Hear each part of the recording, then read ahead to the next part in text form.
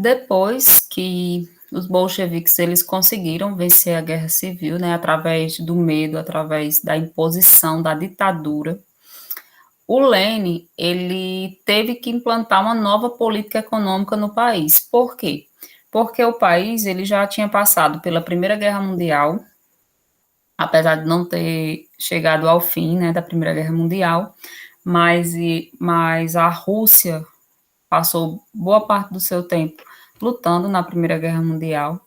Depois da Primeira Guerra Mundial, veio essa guerra civil, sem contar da guerra contra o Japão, né, lá em 1904 e 1905. Então, assim, a Rússia vinha passando por sucessivas guerras. Então, assim, a população e a economia já sofria muito com relação a esses períodos de guerra e os entreguerras também.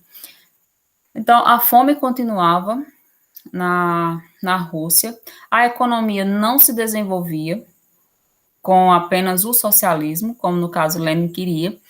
Então, no ano de 1921, o Lenin ele resolve criar a nova política econômica, que é chamada de NEP. Quais foram as medidas tomadas por ele, né, aliás, através dessa política econômica? Ele incentivou a abertura de pequenas empresas agrícolas e industriais. Olha aí, esse incentivo à abertura de pequenas empresas agrícolas e industriais representou o quê? Representou a abertura para o capitalismo, que era tão combatido por Lenin pelos bolcheviques.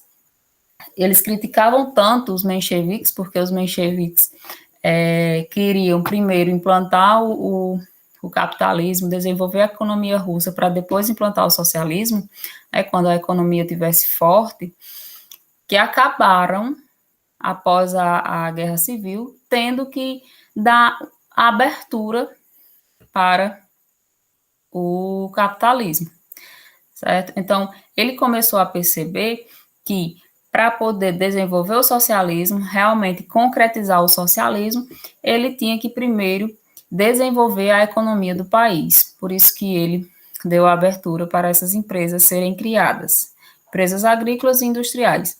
Ele também deu liberdade aos camponeses para que eles vendessem seus próprios produtos, ou seja, vendessem o que eles estavam produzindo em sua terra, seja cereais ou também animais, porque antes ele estava o quê? Ele estava confiscando esses produtos desses camponeses, o excedente no caso, e estava ficando com esse excedente para vender em nome do Estado.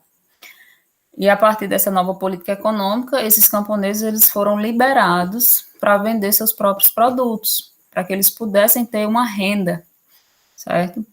E essas pequenas empresas, pessoal, agrícolas e industriais, elas foram criadas, foram abertas na Rússia com a ajuda do incentivo, né, do capital estrangeiro, ou seja, outros países, eles investiram, emprestaram dinheiro para os russos, para que fosse desenvolvido essas empresas agrícolas e industriais.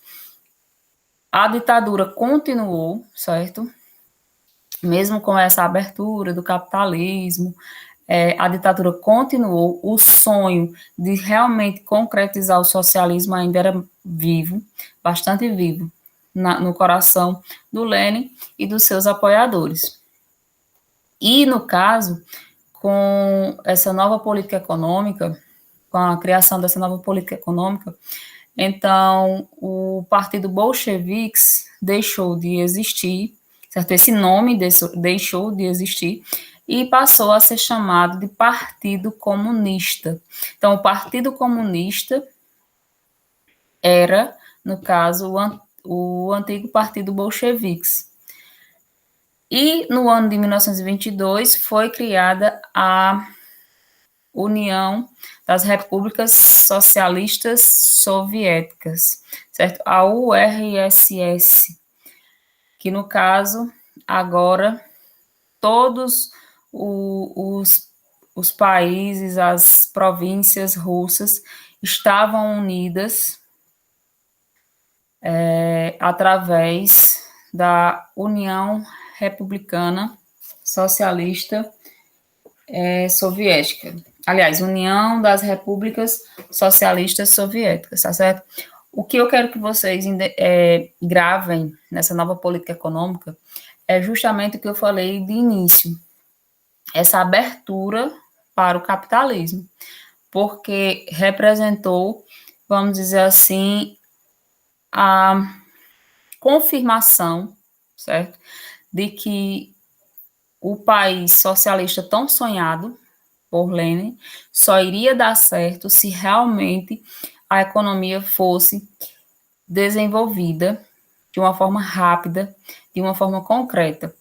E isso só poderia acontecer através do capitalismo, dessa abertura para o capitalismo, como os mencheviques eles propunham desde o início.